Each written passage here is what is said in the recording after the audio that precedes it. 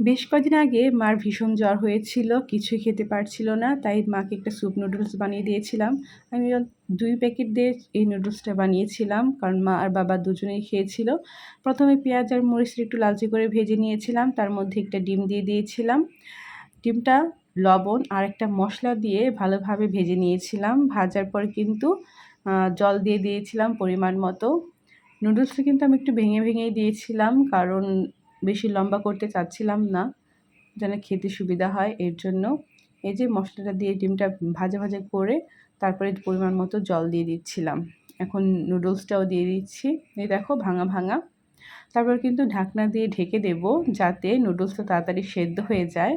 আমি কিন্তু কোনো ধরনের সস ব্যবহার করব না, কারণ যেহেতু জ্বর এসেছে তাই অনেক সিম্পলভাবে এটা তৈরি করেছি।